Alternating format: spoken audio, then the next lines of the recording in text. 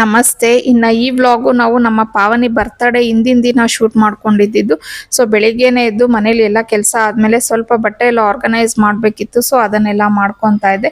ಇನ್ನು ಹನಿ kitchen counter top ಅದೆಲ್ಲ clean ಮಾಡಿಕೊಡ್ತಿದ್ಲು. ಅದಾದಮೇಲೆ ಕೆಲವೊಂದು ಸಣ್ಣ ಪುಟ್ಟ ಕೆಲಸಗಳೆಲ್ಲ ಇತ್ತು. ಸೊ ಅದನ್ನೆಲ್ಲ ಮಾಡಿ ಮುಗಿಸ್ಕೋಬೇಕಿತ್ತು. ಬಿಕಾಸ್ ಮಧ್ಯಾಹ್ನದ ಮೇಲೆ ನಾವು ಅಂದರೆ ಗಿಫ್ಟ್ ಎಲ್ಲ ತೊಗೊಂಡು ಬಂದಿದ್ವಿ, ಅದೆಲ್ಲ ಪ್ಯಾಕಿಂಗ್ ಮಾಡೋದು ಅದೆಲ್ಲ ಇತ್ತು. ಸೊ ಅದು ಮಾಡೋ ಅಷ್ಟೊತ್ತಿಗೆ ಎಲ್ಲ ಕೆಲಸಗಳನ್ನ ಮಾಡಿಬಿಟ್ಟು ಫ್ರೆಶ್ ಅಪ್ ಆಗಿ ಕುತ್ಕೊಂಡ್ಬಿಡೋಣ ಒಂದೇ ಸತಿ ಅಂತ ಹೇಳಿ. ಏನಕ್ಕೆ ಅಂತಂದ್ರೆ ಪಾವನಿ ಬಂದ್ಬಿಡ್ತಾಳೆ, ಅವಳು ಬರೋ ಅಷ್ಟೊತ್ತಿಗೆ ಎಲ್ಲ ಗಿಫ್ಟ್ಸು ನಾವು ರ್ಯಾಪ್ ಮಾಡಬೇಕಿತ್ತು. ಹಾಗೆ ಅವಳದು 18th ಬರ್ತಡೇ. ಸೊ ಇನ್ನು ನಮ್ಮ ಪಾವನಿಗೆ ಸೆಲೆಬ್ರೇಷನ್ಸು ಆ ಥರ ಎಲ್ಲ ಮಾಡೋದು ಏನೂ ಇಷ್ಟ ಆಗಲ್ಲ. ಹಾಗಾಗಿ ನಾವು ಅವಳಿಗೆ ಇಷ್ಟ ಆಗೋ ಥರ ಮಾಡೋಣ ಅಂತ ಅಂದ್ಬಿಟ್ಟು 18 ಗಿಫ್ಟ್ಸನ್ನು ಪ್ಲ್ಯಾನ್ ಮಾಡಿದ್ವಿ. ಸೊ ಲಾಸ್ಟ್ ಅವಳು 16th ಬರ್ತಡೇಗೂ ಇದೇ ಥರ ಪ್ಲ್ಯಾನ್ ಮಾಡಿದ್ವಿ. ಆವಾಗ ಅವಳು ತುಂಬ ಖುಷಿ ಪಟ್ಟಿದ್ಲು. ಹಾಗಾಗಿ 18th ಬರ್ತಡೇ ಅಲ್ವಾ, ಸ್ಪೆಷಲ್ ಆಗಿರಲಿ, ಸೊ ಅವಳಿಗೆ ಇಷ್ಟ ಆಗೋಂಗೆ ಮಾಡೋಣ ಅಂತ ಹೇಳಿ ಅಂದರೆ ಕೆಲವು ಗಿಫ್ಟ್ಸ್ ಎಲ್ಲ ನಾವು ಆನ್ಲೈನಲ್ಲಿ ಪರ್ಚೇಸ್ ಮಾಡಿದರೆ ಕೆಲವೊಂದೆಲ್ಲ ಆಫ್ಲೈನಲ್ಲಿ ಮಾಡಿದ್ವಿ.